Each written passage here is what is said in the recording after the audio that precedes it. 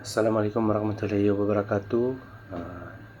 Saya akan membentangkan kerja kumpulan kami, iaitu mini projek video, iaitu daripada kursus peternakan pintar SQ21002, iaitu nama pensyarah Dr. Muhammad Tamrin Muhammad Hilal. Dan saya akan memperkenalkan ahli-ahli kumpulan kami. Yang pertama, ketua kumpulan kami, Dinis Antoni. Kedua, saya, Ahmad Fauzi Rosli. Ketiga, Zalim bin Gutuk. Dan yang keempat, Zulkifli bin Abdul Manan.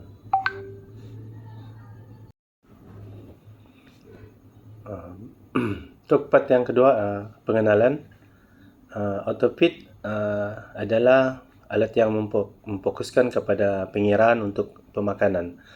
Mengikut jadual dan masa diberikan kepada ternakan ikan, mesin ini akan memberikan kemudahan kepada semua pengusaha ternakan ikan pada peringkat proses pemberian makanan dengan hanya memerlukan seorang pekerja untuk memantau keadaan mesin semasa dalam proses pemberian makanan dan berfungsi dengan baik. Kami amat percaya dan berkeyakinan kewujudan mesin nanti akan menyelesaikan segala separuh permasalahan yang dihadapi oleh para pengusaha ternakan dalam industri ini. Permasalahan. Kerja-kerja pemberian makanan yang teratur mengikut jadual dan sukatan pemberian makanan bagi sesebuah perusahaan penternakan ikan sesungguhnya amat penting bagi mengira keperluan makanan untuk ternakan udang tersebut.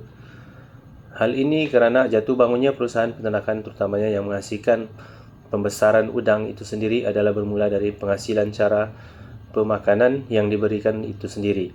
Seterusnya akan menjadi satu petanda yang baik, petanda kepada perusahaan itu berapakah peruntukan operasi untuk proses pembesaran benih-benih itu sehingga ke tahap yang boleh dijual.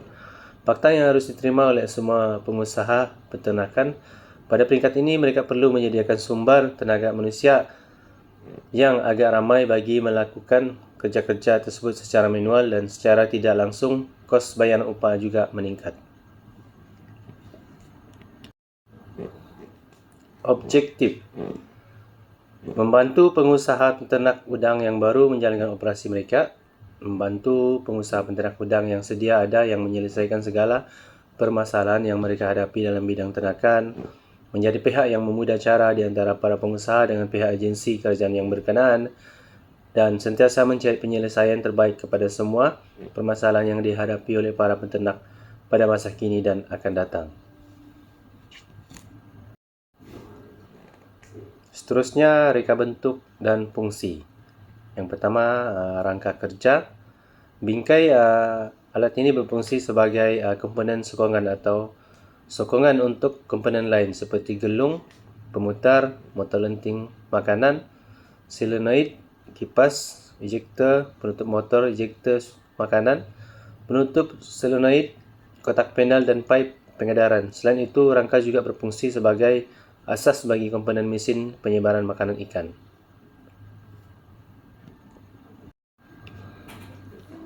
Hopper.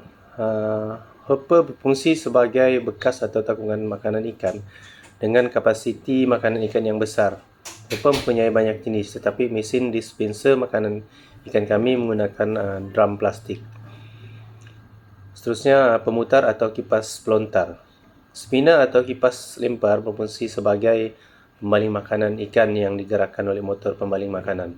Pemintal ini dijangka mampu melontar makanan ikan dalam jarak yang agak jauh berbanding menggunakan penyebar makanan lain. Seterusnya, motor baling makanan. Motor lontar makanan berfungsi sebagai pemacu spinner dengan RPM 1450. Motor lontar makanan akan bergerak mengikut arahan yang telah diprogramkan pada pengawal logik boleh atur cara. Seterusnya, pembaling penutup motor makanan. Itu penutup motor feed ejector berfungsi untuk melindungi motor feed ejector itu sendiri daripada air, kerana motor feed ejector itu sendiri mempunyai arus elektrik yang sangat berbahaya jika terkena air. Jadi, ia diberi penutup sebagai bentuk K3. Alat yang seterusnya iaitu solenoid. Solenoid berfungsi sebagai penarik untuk bukaan injap, di mana semasa atur cara berjalan injap bukaan akan terbuka dengan menarik. Solenoid itu sendiri yang bertujuan untuk membuka feed dispenser. Penutup solenoid. Penutup solenoid berfungsi untuk melindungi solenoid daripada air hujan. Tidak jauh berbeza dengan penutup motor injektor makanan. Solenoid ini juga menghantar arus elektrik, jadi ia dilindungi untuk mengelakkan litar pintas elektrik. Menyediakan penutup juga merupakan sebahagian daripada borang K3. Injap pembuka. Injap bukaan berfungsi sebagai pembuka untuk mendispense makanan. Injap bukaan ini ditarik oleh solenoid yang masa bukanya telah diprogramkan. Paip pengedar. Paip agihan berfungsi sebagai saluran untuk mengagihkan makanan dari corong ke spinner yang kemudiannya dikeluarkan ke output. Dan yang terakhir iaitu panel kotak. Kotak panel berfungsi sebagai tempat litar elektrik yang tersusun kemas di dalam kotak panel. Prosedur pemasangan alat. Yang pertama, sediakan alatan dan bahan. Seterusnya, pasang motor lenting makanan pada bingkai yang disediakan, yang kemudiannya diketatkan dengan bol 12. Pasang penutup motor injektor makanan yang bertujuan untuk menutup motor injektor makanan. Pasang pemutar pada bahagian AS, motosikal lastik makanan, yang mana kemudian dipasang meliputi pemutar serta keluaran makanan. Pasang corong kemudian ketatkan dengan jalur besi yang telah dibentuk mengikut diameter corong. Pasang solenoid pada bahagian tepi yang telah dipasang serta penutup solenoid. Pasang injap buka yang disambungkan solenoid, dan program pengawal logik boleh atur cara untuk menentukan jadual pemakanan ikan yang sesuai ditentukan. Pengujian dan penilaian. Pengujian dan penilaian telah dijalankan untuk menentukan sejauh mana keupayaan mesin dispensen makanan ikan berasaskan pengawal logik boleh atur cara. Pengukuran yang dijalankan adalah berkaitan dengan jadual dan sukatan pemberian makanan ikan yang mengikut saiz kolam, waktu siang dan populasi ikan yang terdapat di dalam kolam. Mesin penyebaran makanan ikan berasaskan pengawal logik boleh atur adalah seperti berikut. Sediakan bahan yang digunakan. Menimbang bahan atau pelet yang akan ditaburkan di dalam kolam ikan. Memasukkan bahan atau pelet corong. Hidupkan dispenser makanan ikan pada aliran elektrik. Timbang berat hasil taburan daripada melontar pemutar dalam masa yang ditetapkan. Ukur jarak lemparan makanan ikan. Jika hasil pengedaran makanan tidak sepadan dengan keperluan makanan ikan, tetapkan masa pada pengawal logik boleh atur. Keputusan dan perbincangan. Reka bentuk mesin penyebar makanan ikan berasaskan pengawal logik boleh atur cara telah berjaya dibuat. Dalam proses membuat reka bentuk mesin penyebar makanan ikan berasaskan pengawal logik boleh atur cara, ia perlu dilakukan dengan teliti dan mengikut dimensi yang telah ditentukan atau direka bentuk sebelum membuat alat tersebut. Bahan-bahan yang diperlukan diperoleh dari kedai besi, kedai drum dan elektronik di kawasan Bandar Lampung dan sekitarnya. Peringkat pertama dalam reka bentuk alat ini adalah membuat bingkai yang bertujuan untuk menyokong atau menyokong komponen lain. Kemudian buat corong dan gendang sebagai corong yang menampung makanan ikan yang akan disediakan. Seterusnya membuat penutup kipas, lontaran atau pemutar dan pemutar serta output keluaran makanan. Peringkat seterusnya ialah memasang komponen elektronik.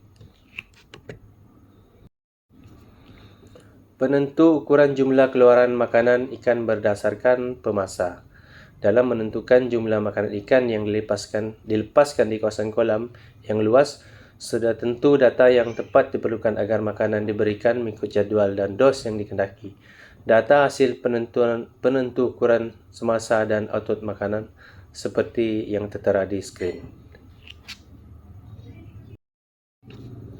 Berdasarkan data bagi populasi udang sebanyak 1,500 ekor di mana berat ikan adalah 100 gram setiap udang dan nisbah pemberian makanan ialah 5%. Jumlah makanan yang diberikan sehari ialah 7.5 kg dan jika makanan disebarkan 3 kali sehari maka 2.5 kg makanan diperlukan untuk setiap taburan.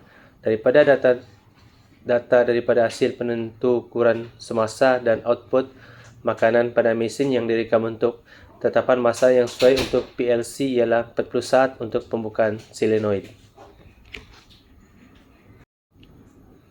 Keputusan ujian prestasi. Pengeluaran makanan ikan.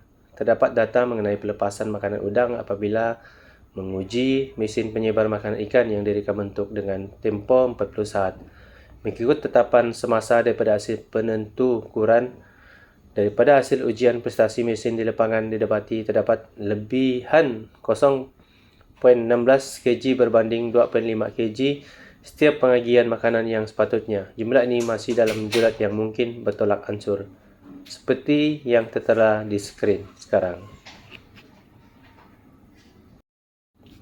Dan seterusnya adalah kos belanjawan.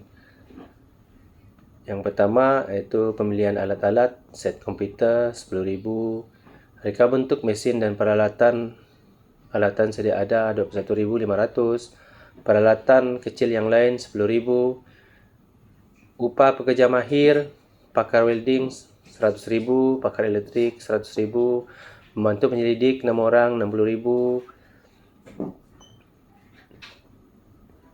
kos utility sepanjang projek berjalan iaitu kos elektrik 20,000, kos air 20,000.